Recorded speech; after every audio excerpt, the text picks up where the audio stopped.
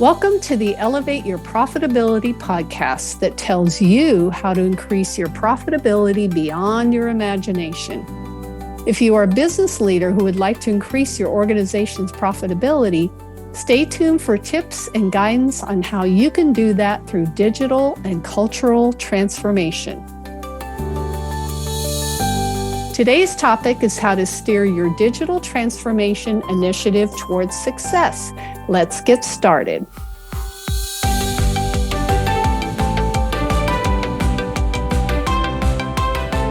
My name is Michael Cantu, your host.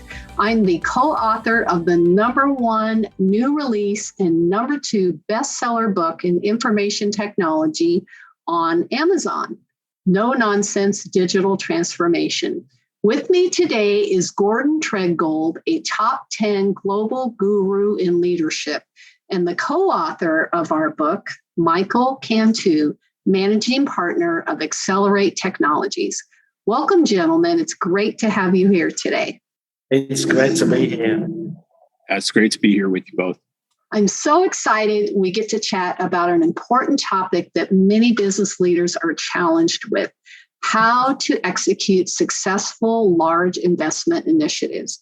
One area that dominates this category is digital transformation projects, which is our topic for today. Before we get into our questions, I'd like to start with a couple statistics. Did you know that over 70% of all digital transformation initiatives are destined to fail before they start? That's a percentage of people who believe that even before undertaking these projects, they will fail. And in the end, 84% of all digital projects fail. I don't know about you, but I find that astounding. And yet the trend continues. So today we'd like to share with you what causes these failures and how business leaders can avoid them. So let's start. Our first question is, what are the causes of failure and what are some common impacts on a business? Why don't you start, Gordon? So can I just say that I find those statistics both startling and comforting because it keeps me in work. Sounds good. Yeah, I say that a little bit tongue-in-cheek, but the reality of it is that there are a lot of common things that cause projects to fail. And for the past 30 years, I've been working as a turnaround expert, pretty much putting those things right. And the number one thing that I see is a lack of clear scope and understanding of what the objective is. You know, it's like I see a lot of people do things that will do big data and the gathering data, and you think, what's the problem you're trying to solve? We don't know. We're just gathering lots of data. Hopefully, the problem, if we gather it, the problem will pop up. Yeah, good luck with that. So I think we need to get a lot clearer around the scope, goals, and objectives, and then communicate them to our teams. How about you, Michael? I would agree with Gordon. I think communication is probably one of the hardest things for everybody in regular life, including that, let alone communicating across an organization and involving the right folks in making initial decisions or even coming up with the problem. So I would have to agree. I think communication is probably one of the biggest issues. And I think some of fixing that, comes through getting together with the right people, identifying them, making sure that they are an active part of the conversation, making you feel that they have buy-in or some sort of equity in the conversation so that they can give their perspective. I would definitely say that's one of those, because I think there are some hidden keys in every conversation that never really get talked about in conversation or brought up during projects or even the very beginning of projects that can help you out with removing roadblocks that could come out later down the road. So definitely communication is probably one of the biggest pieces. So I agree with Gordon on that. Communication's just a huge problem with businesses today. I think so many just struggle with that. I think we overcomplicate it. And, when I'm talking about scope, I'm really talking about the what. On any project that you do, you've got to be able to answer 3 questions. in order to get buy-in, and that is, what are we doing? Why are we doing it? And as you said, if there's something that's in it for the team that's going to make them more engaged, or if there's a higher purpose to it, that will get them involved. And then the other thing is, how are we going to do it? And if you answer those three questions, what, why, and how, you'll put yourself significantly ahead of the curve. Next question. When do projects typically start to go wrong? So for me, what I found is that I did one project where the goal was to improve small projects, so not large projects, small projects. And what we found there was that 40% of the projects had failed before we'd even started. And it wasn't that we lacked belief or anything like that. We had 40% of the projects where we committed to something like 3 months and it was going to take 5. Or it was going to take 3 months and we didn't have the people available. But the commitment had been made before we fully understood what was involved and we got the project resourced, and they were failing before they started.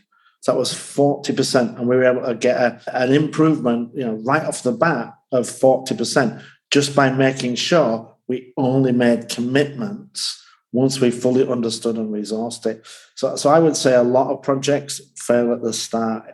We experience the failure at the end, but it's actually been doomed from the start. Yeah. How about you, Michael? I think that's a really good point. Not spending enough time up front to understand the problem, to know how many resources are going to be required, to know people's actual mental availability, I think is another piece that goes into projects, because sometimes, mental availability is always, at least it's been a topic like for me lately, is how available can I even be for this change, or can I even go there? Like, that is the hardest thing, right? Because from an IT perspective, I think, you have your day to day, and then it's great if you're only hired just to do that one project. But a lot of times you're doing your day to day. Folks might be writing reports. They might be dealing with billing issues. They might be writing code. And then at the same time, they're pulled into a project to do something too. And so I think that mental availability sometimes is underestimated for what the requirement is for a project. Because to me, I even feel like this with business in general, right? The only way a business exists is if you put your life into it. It needs some sort of life soul. And so it's like, it's going to take some from you. It's going to take some from everyone on the team. And if you are all at 90% of capacity and you only have 10%, then only 10% is going on to that project. So it's exactly what Gordon said, of when you're starting, really knowing, are we capable of doing this? And is our timeline even realistic? For me, that's been probably the biggest case. And then also asking those folks that say this should be done by next year, asking them, how big of a problem do you think this actually is? Because sometimes they don't have any idea of how big the problem is, and they just put some arbitrary 6-month timeline on it. And you're like, what makes it 6 months? And I think that brings it out, and in Gordon's exactly right. It starts at the beginning. Just because you need it in 6 months doesn't mean we can fix it in 6 months. That is so true. You should have asked us, maybe you should have told us 9 months ago that you needed a baby for the Christmas nativity, because telling us in October, we can't, it doesn't matter how many women we get, we can't fix that. Yeah. I think one of the other problems, one of the other problems that you mentioned indirectly, and I'm just saying this with the consultancy I've been working with, we were doing 2 bids, of which I was leading the bid on one of them, and we were trying to resource it, and we were in competition with another project, and whichever project got confirmed as one first would get first pick of the resources. Unfortunately, the project that I was on we got notified before the other project. So we were successful in getting all of the resources that we needed. Now, we'd already committed to the day before we got those resources committed. So I'm ecstatic that the project I was involved in has got all of the resources. But I'm pretty worried about that other project because they made a commitment. So, as you say, once it's great that people can be mentally committed, but what are they uncommitting from? And if we've got people working on two things and they can only focus on one, then the other's going to fail as well. So we've got to set people up for success and make sure we're properly resourced.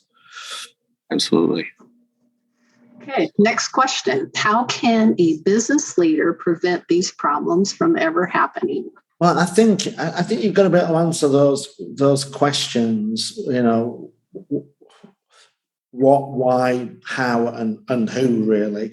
But I think I'm a big fan of agile, and I'm a big fan of agile because one of the real key aspects of agile is putting the decision making as to when things can be done in the hands of the people who are doing it.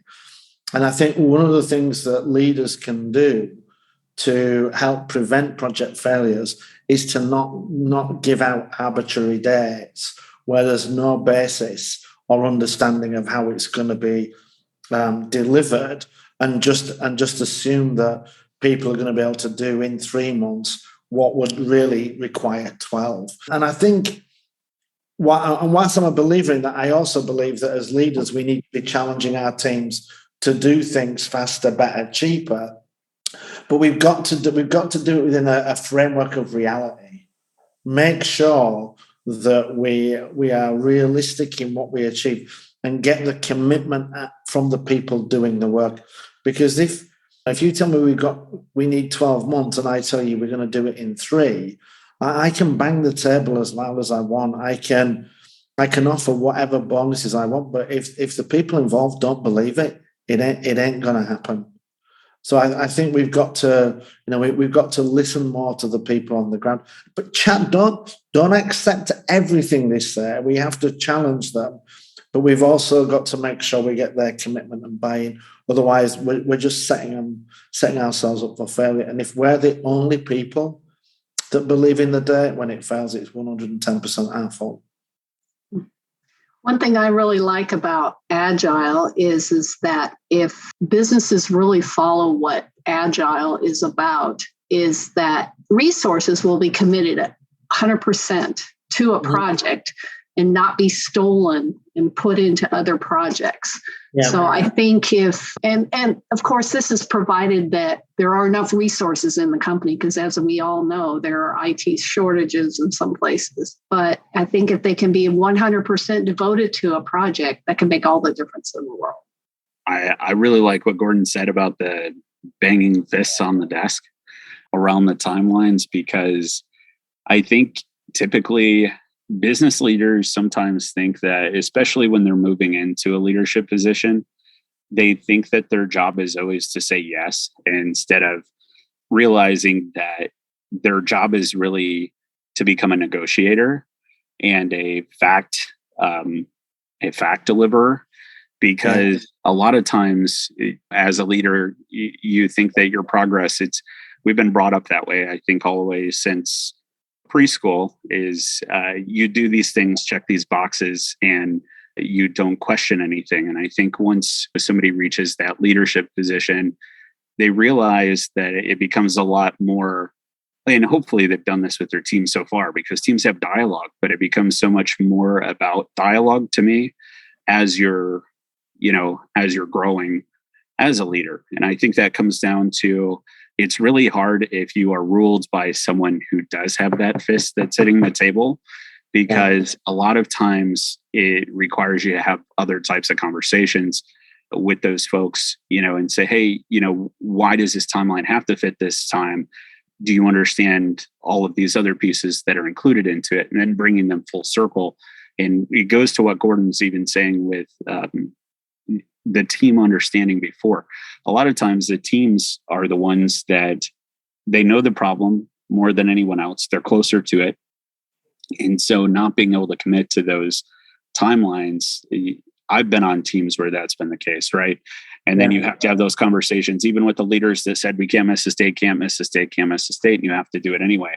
So I think that is a big piece of moving into becoming a negotiator.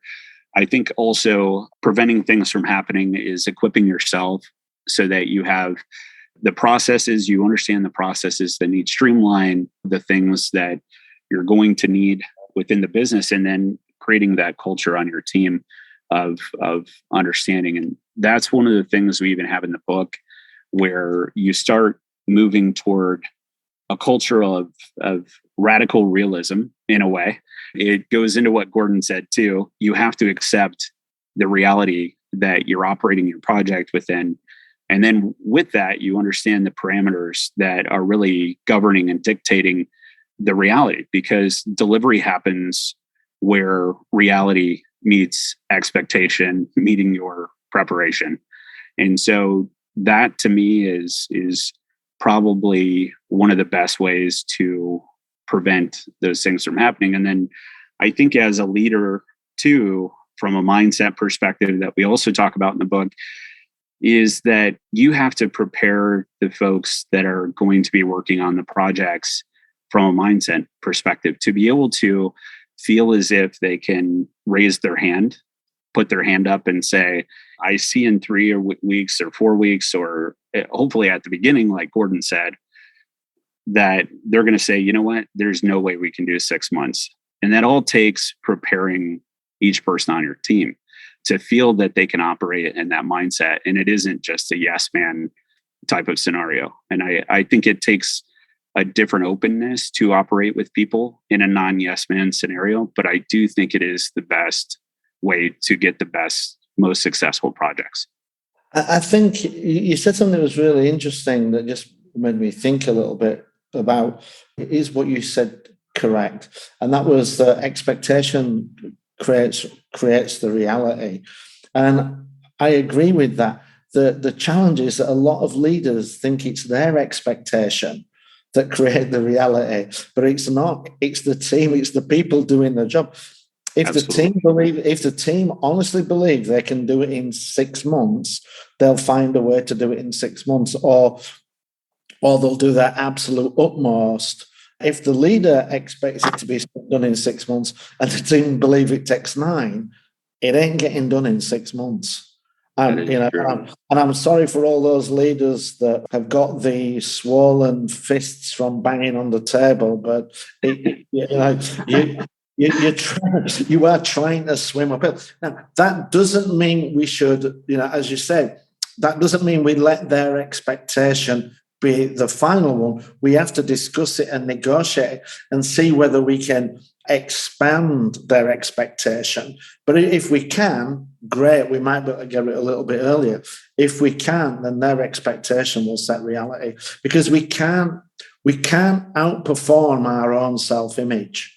So if we think this is going to take 9 months, then that's the die that we've cast for that project.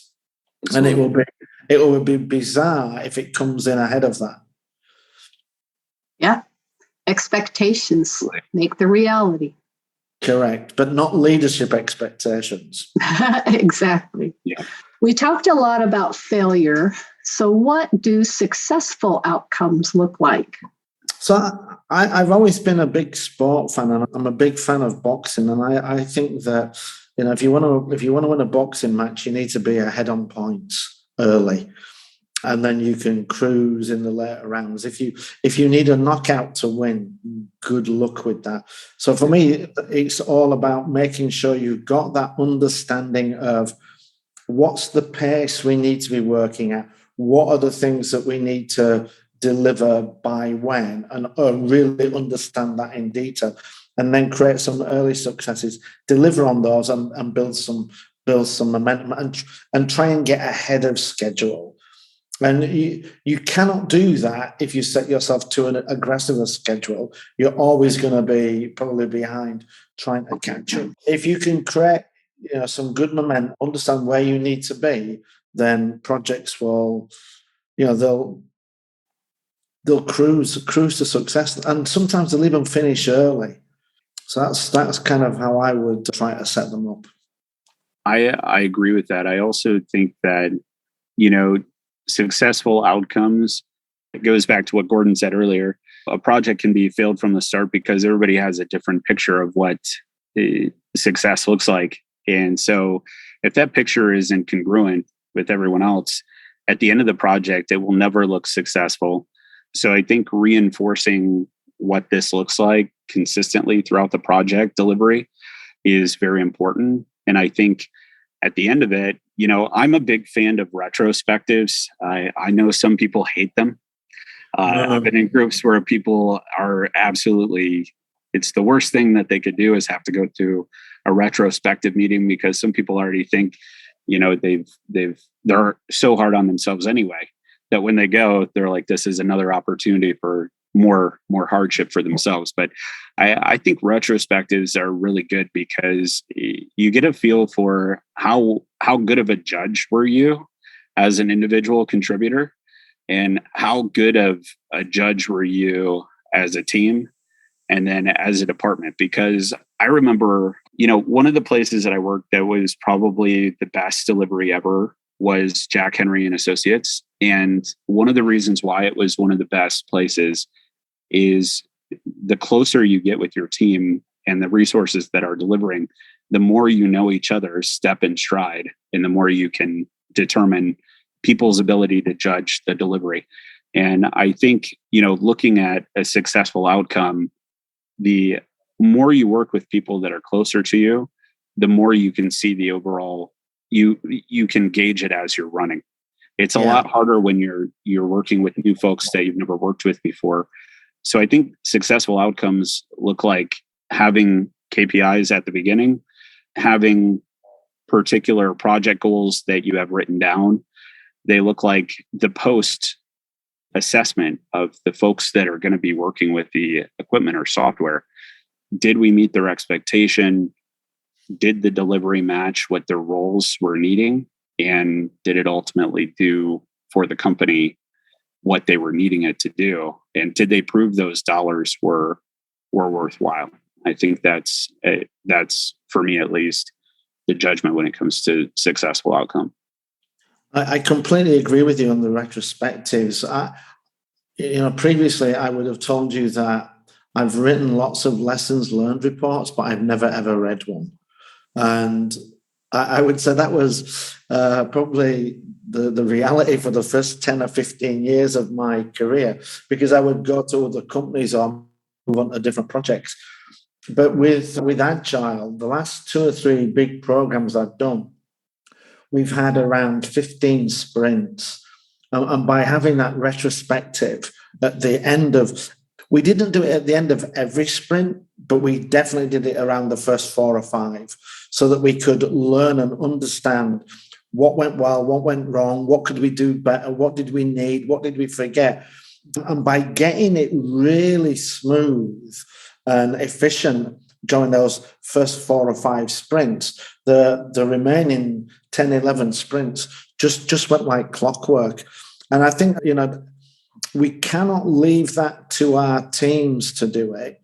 Not that I have an issue with the teams doing them, but I think, as leadership, part of our job is to make sure that our teams have got everything they need. So we have to be in those retrospectives, asking them what else, what went well, what didn't go so well, and what can I do to help you? What can I provide?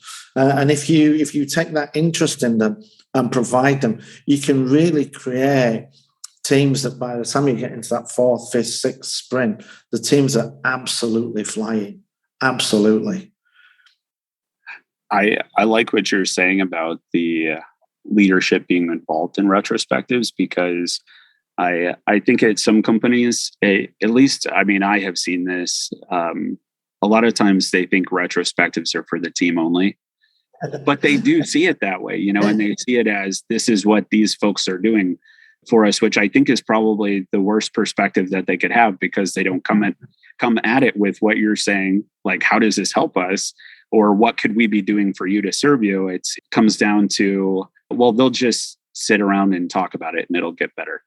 For me, if I don't attend a retrospective, what I'm saying loud and clear is I have no ability to influence the outcome of this work. Yeah. I've got nothing left.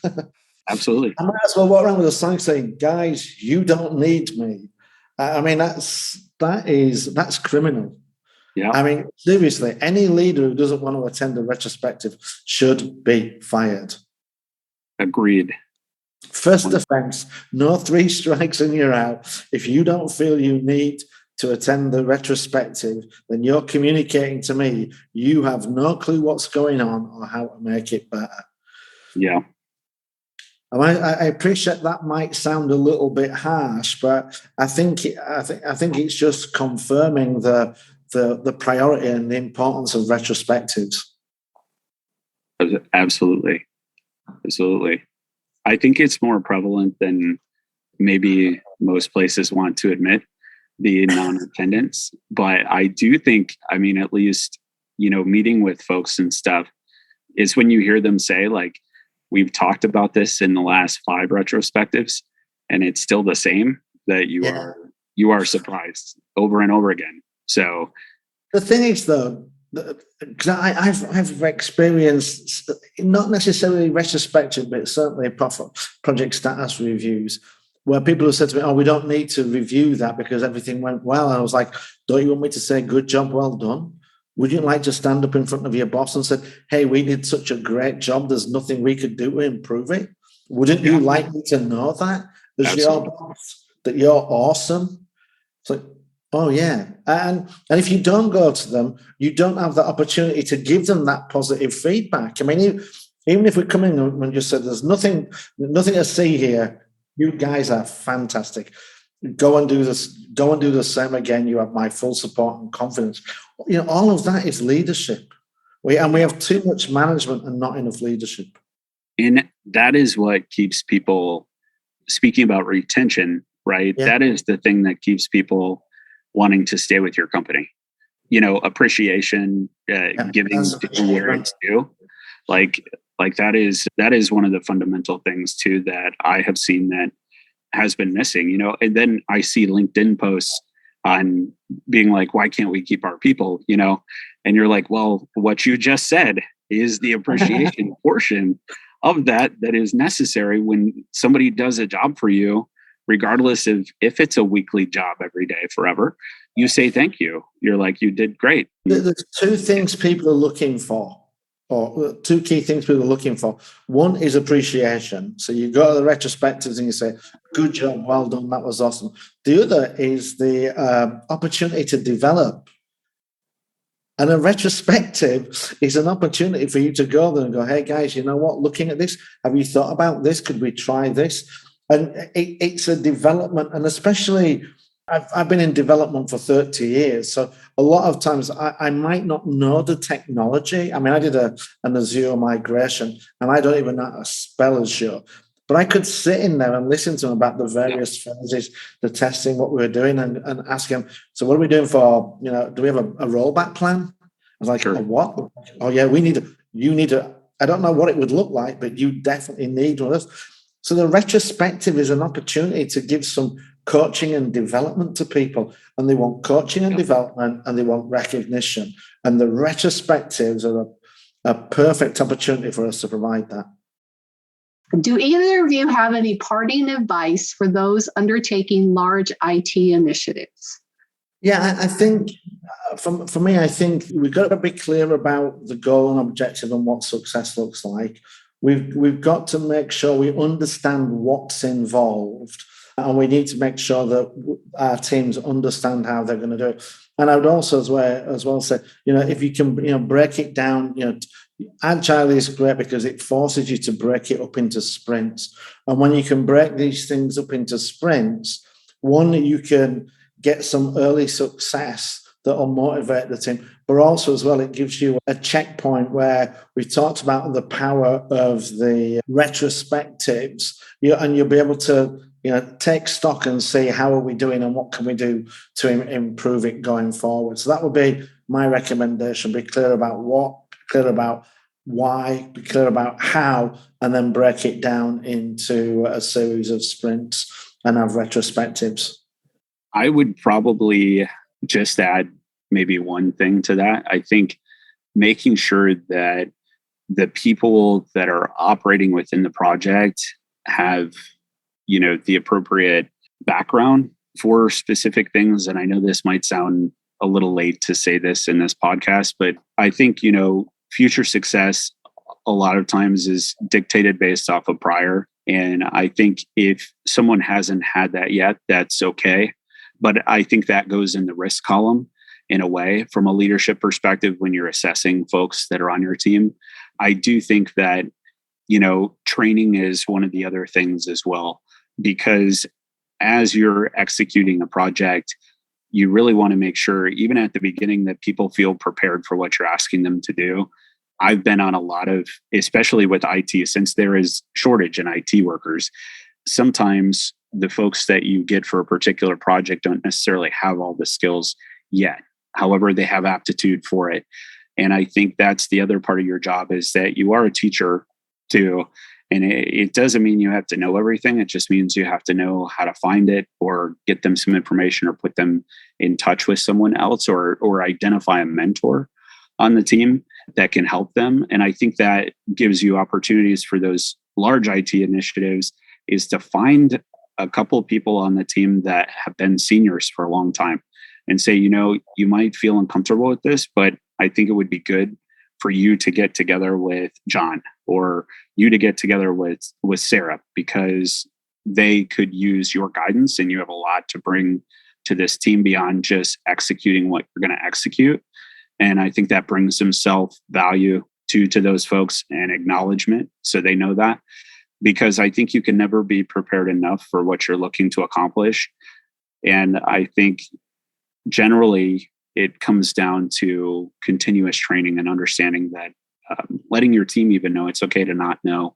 Here's a way to put you in contact with some of those things, and then help them drive the results they need.